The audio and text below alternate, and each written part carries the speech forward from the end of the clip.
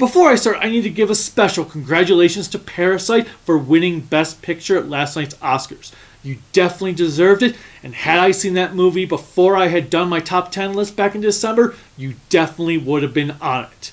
With that said, I am the Kaiju Okami, and this is my quickie review of Birds of Prey and something Harley Quinn.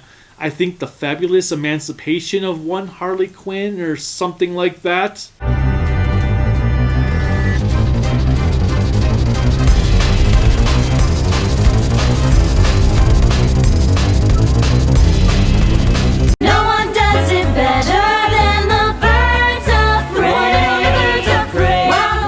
Of Prey and blah blah blah Harley Quinn is the latest movie for the DC Cinematic Universe.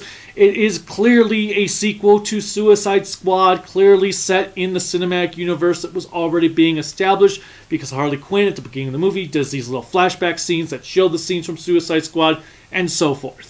Kind of disappointing, but fine, whatever, it makes sense. It's just so confusing on everything that's going on because Warner Brothers clearly has no idea what they want to do with this cinematic universe, but whatever, it's just a mess all around. We have Joker that has nothing to do with it. Supposedly the Batman has nothing to do with it. Ugh. Warner Brothers, DC, get your shit together. Anyway, on to Birds of Prey.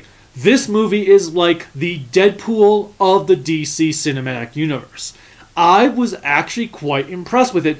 No, it is not by any means a great movie, but a very entertaining and fun one. What I mean by it's like Deadpool is the movie is told from the perspective of Harley Quinn, so she breaks the fourth wall a lot, she talks to the audience. There'll be bits in the movie where something will happen and then she'll be like, oh yeah, you probably don't understand what's going on now, so let me rewind the movie and explain to you why this is happening with this scene, and they'll show a new scene from the movie. Granted, it does make for a very confusing narrative, but because it's told from the viewpoint of Harley Quinn, it works because it is like someone who has ADD. It's fun, it's engaging, it's colorful. In fact, this is hands down the most comic booky looking and feeling movie that DC has done to date. That part is fantastic. It was like, oh my god, this is exactly what I wanted to see in a DC cinematic universe. Comic book-like movies. Margot Robbie does a decent job of Harley. I'm still not 100% sold on her Harley Quinn because I feel like she's trying to just be edgy, and she's dropping F-bombs left and right because, like I said, edgy. The lady who plays Black Canary is pretty awesome. She does a really good job. She's got some great moments in here. And then we have a few other things, like Renee Montoya. She is pretty good too, but then they're doing like this weird stuff where she's being ousted and made fun of by the rest of her squad that kind of doesn't make sense. The only downside I have to Renee is we never actually get to see her put on the Question outfit, which granted, I want a real Question movie, but it still would have been something that would have been cool to have seen in this thing, especially since she's one of the heroes of this movie. On the other hand, we have Huntress and Cassandra Cain. For those of you that don't follow the comic books, Cassandra Cain is this mute assassin girl that was trained by her father. Think kind of like League of Assassins, but not quite. She became Batgirl. She was awesome. She's badass. She's actually my favorite incarnation of Batgirl of all time. And then what do they do with her in this movie? They turned her into this little unwanted child thief that isn't mute. She talks all the time. And it was quite annoying. Why not make her Stephanie, who would have become the spoiler? Why not have her Howley, who is Catwoman's friend? Why did she have to be Cassandra Cain? She is without a doubt the worst part of the film because it's not Cassandra Cain. Now she can never become Batgirl. She'll never be that badass silent assassin. She'll just be this whatever. I don't know if it's just Elizabeth Winstead's acting, her performance, her portrayal, or if it was just a terrible script for Huntress, but Huntress was awful in this movie. There was one funny scene with her. Otherwise, I felt she was a wooden, generic character. I didn't feel like she was anything like Huntress, especially compared to what they did with Huntress in Justice League Unlimited. Here, it just felt generic and boring. With that in mind, I have to talk about what may be my favorite DC live-action villain to date. Ewan McGregor's performance as Black Mask. Oh my god, he was so freaking awesome. I mean, they really got this dude down. Whereas Cassandra Cain felt like they never actually read a comic with Cassandra Cain in it before. Here, they definitely read the comics with Black Mask. I felt he was so accurate. He was fun. He was terrifying. He was awkward. He was bombastic. It was really, really awesome. Ian McGregor just turned out a superb performance. And it was great to see a lesser-known villain like Black Mask be put into a movie. That was freaking awesome.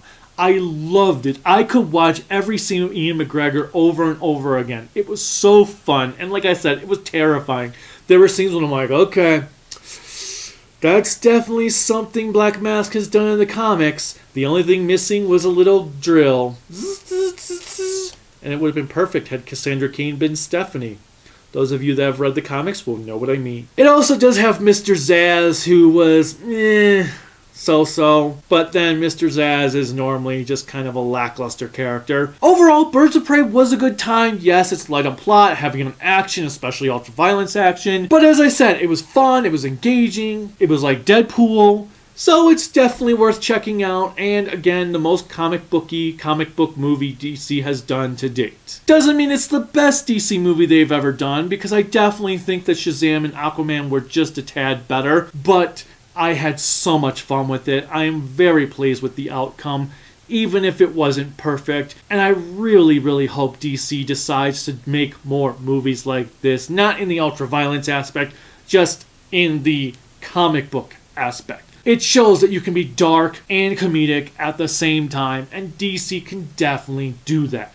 Overall, I'm not really sure what I want to give Birds of Prey, because as entertaining it was, there was a lot of issues I did have with it. Yet, do I give it points for just being the most comic book-like DC movie, or do I take away points for other stuff that happened, such as Cassandra Cain? I'm not sure. It's either a 7 or 8 out of 10. I'm just undecided on which I want to do. Maybe I should say an 8, but over time it'll probably drop to a 7 as the year goes on and I start to think about things or see even other movies later on this year, probably better movies. So I don't know. Whatever the case may be, it's definitely worth checking out. With that said, have you seen Birds of Prey?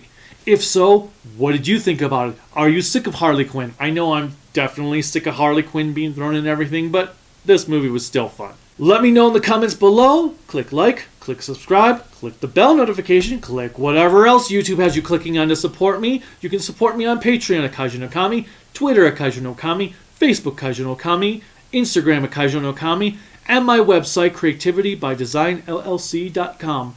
Until next time, bye.